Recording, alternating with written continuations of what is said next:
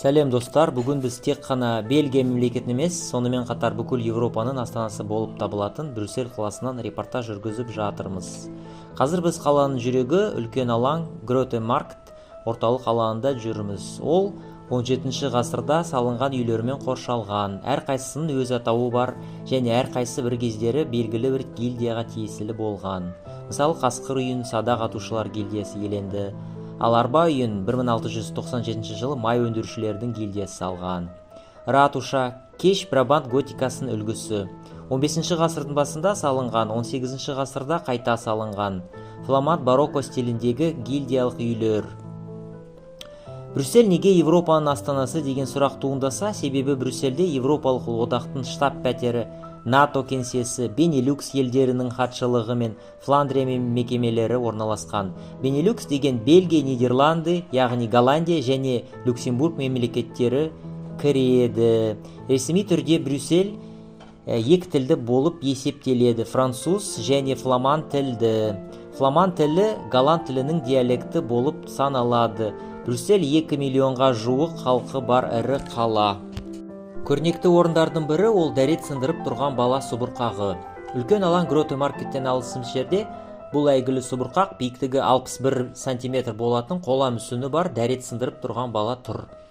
Оның пайда болуы туралы көптеген аңыздар бар. Олардың бірінің айтуынша 4 ғасыр бұрын бір бала қаланы осылайша өрттен құтқарған.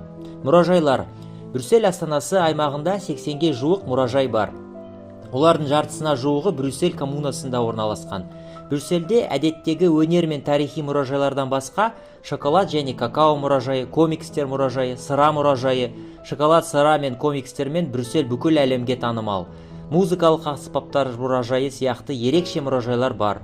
Өнер мұражайларының ішінде фламанд шеберлерінің жұмыстарының кең коллекциясы бар.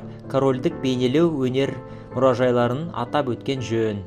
Брюссель мұражайларына бару үшін жеңілдіктер жүйесі бар.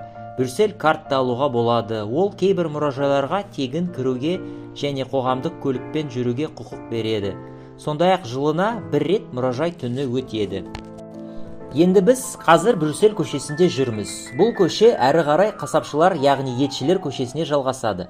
Қасапшылар көшесі несімен әйгілі? Брюссельде барлығы 2000-ға жуық мейрамхана бар. Олардың 8-і Мишелин гидінде 1 және 2 жұлдызбен белгіленген. Мейрамханалардың ең көп саны Қасапшылар көшесінің аумағында орналасқан. Rue de Bruchère, Binhoeverstraat. Ал Бельгияның өзі пралинаның, француз фри мен бельгиялық вафлидің туған жері болып саналады. Сондықтан бұл тағамдар бүкіл елде, атап айтқанда оның астанасында өте танымал.